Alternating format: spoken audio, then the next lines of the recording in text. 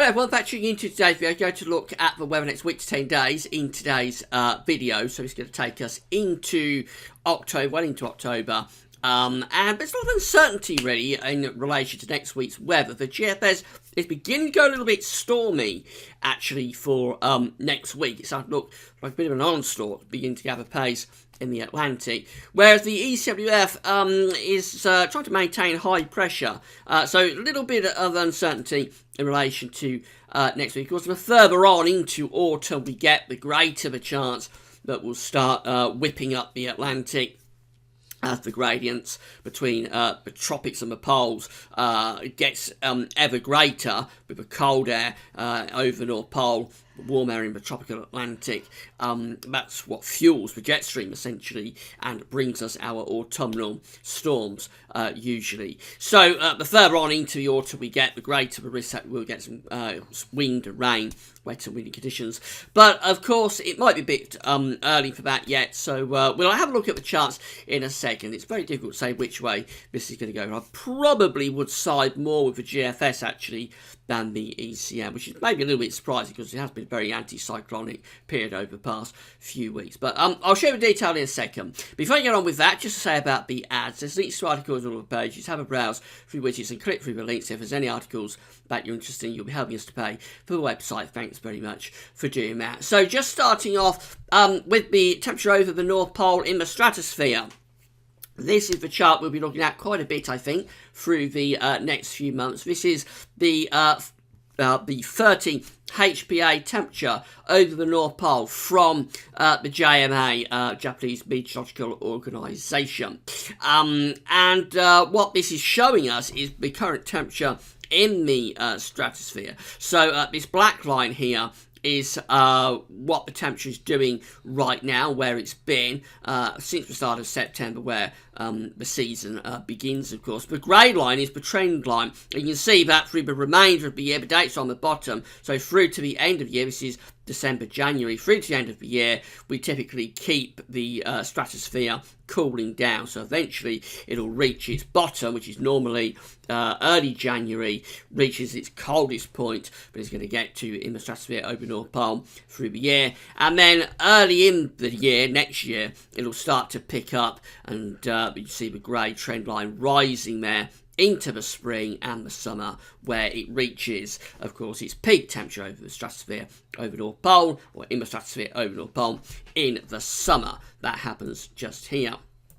So we've had a fairly warmish stratosphere actually over pole just recently, but it is beginning to cool now. There's been quite a drop over the last couple of days with that black line. It's down towards average, and of course it's probably going to trend down further. If it goes very cold, say it goes somewhere like that in the next few weeks and couple of months, it will probably tie in with an increased polar vortex, and the polar vortex is what delivers us mild westerly winds essentially. So when the Arctic is very cold in the stratosphere over North Pole, it tends to be associated with strengthening westerlies through the mid-latitudes, which brings us mild, wet, windy conditions through the course of the autumn. But we're going to be looking out, and into winter, but we're going to be looking out for a warming event, a sudden stratospheric warming. So if something like this were to happen over the next few weeks and months, so we do something like that, and then we do something like that, were that to happen, it won't look quite like that, that's a bit wrong, but were something like that to happen and we lift those temperatures up in the middle of the winter or the early winter into above average temperature levels into this sort of zone, that's a sudden stratospheric warming, and that is often associated a few weeks down the line with blocking over the North Pole. When you get blocking, it's one of the mechanisms, but it's the main mechanism really, to bring cold air out of the pole and push it into the mid-latitudes. So if the pole warms up, essentially, the cold air that is up in the North Pole, of course, through the winter, that has to go somewhere. As the pole warms, the cold air is displaced out. And, of course, where that cold air goes exactly Is not always guaranteed. The Northern Hemisphere is a big place, so sometimes that cold air will drop into North America, sometimes it will drop into Asia, and sometimes, albeit quite rarely, because we're next to the Atlantic Ocean, but quite rarely, sometimes that cold air will drop into Europe and give us really cold weather. So we're going to be looking at the temperature in the stratosphere over North Pole over the next few months to see what's going on and whether we can get any sudden stratospheric warmings when we get into the winter. I thought a bit of a tangent there, but I thought I'd start off with that just to let you know that the season is beginning now, where we look at the stratospheric temperatures over the pole. Right, let's get back to the next week to 10 days. We're going to start off with the E70UF, that's on the top, GFS on the bottom. These are 500 millibar flow charts for next week to 10 days. And this takes us to around the 8th of October. So what we see with the E70UF, got this big area of red colours here over and to the east of the UK, with a big trough in the Atlantic. So we're being placed on the warm side of the jet, we're close to a trough with the E70UF. That is a continuation, really, of mainly dry and warm conditions into early October. GFS is much more unsettled though. It's not a million miles away, but the above average heights of the ridge is pushed way back into the eastern part of Europe and western Russia. We've got this deep trough in the Atlantic. I'll have to change the colour so you can see that. So we've got this deep trough in the Atlantic, and we're bringing that, some of the energy from that deep trough is being brought into not just the UK, but Western Europe as well. And it's really from this deep trough that the GFS is beginning to whip up that windstorm that I was talking about at the start of the video for around a week's time. So I'll show you that in a moment.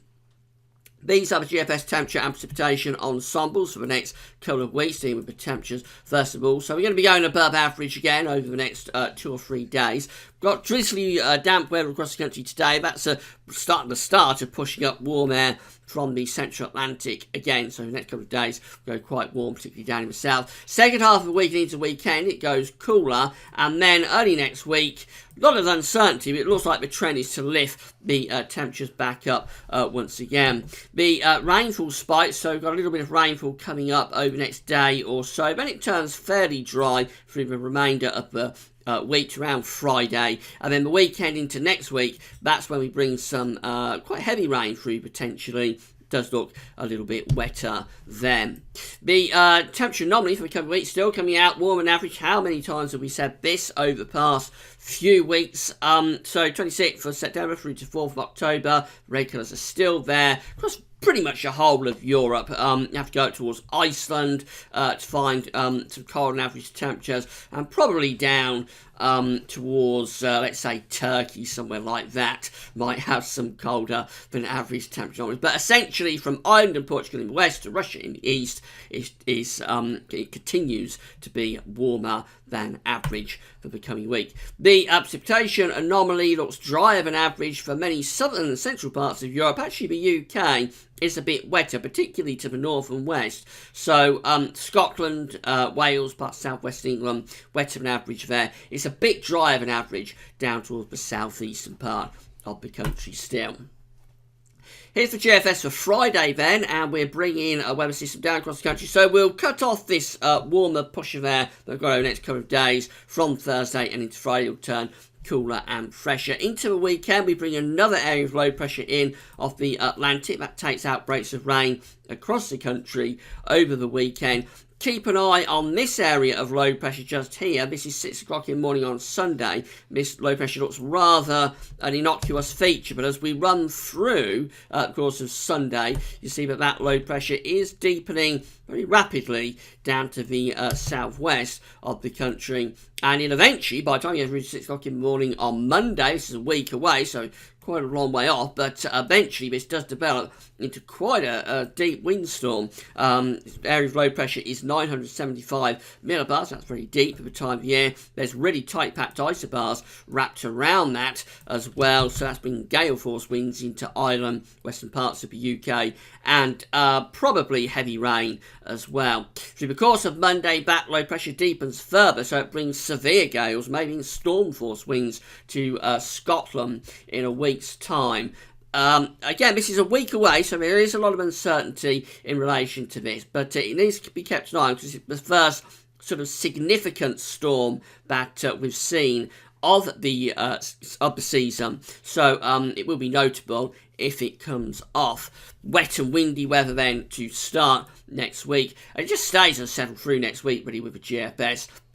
Tuesday is sunshine and showers. Wednesday, probably a bit drier but still showery in the north. And then day 10, Thursday, 6th of October, brings another area of low pressure in off the Atlantic, taking cloud and outbreaks of rain.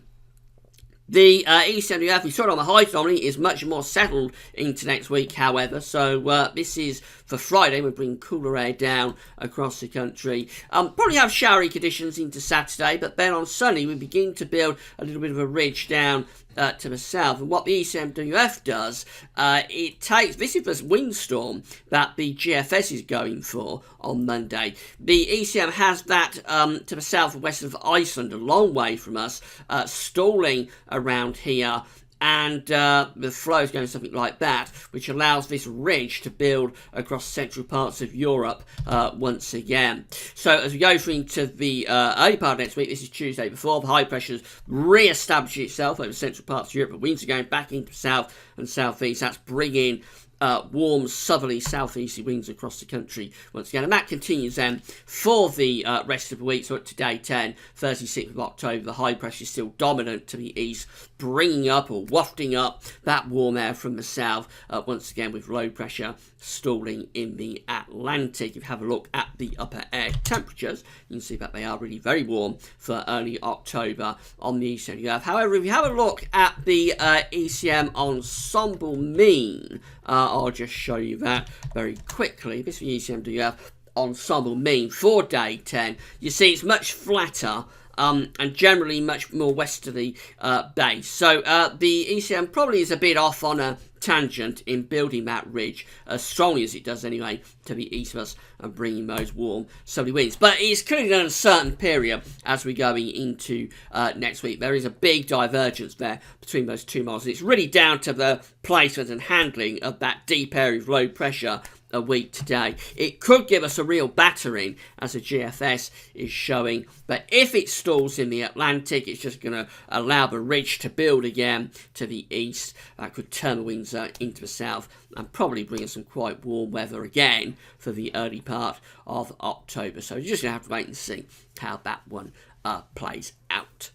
Right, that's it now. A bit of an extended update today. Only gone on for 12 minutes, so not too bad. Thanks so much for watching. Tomorrow we'll have a look at CFSV2 for the coming month, so come back for that tomorrow. That's all for now, and thanks for watching.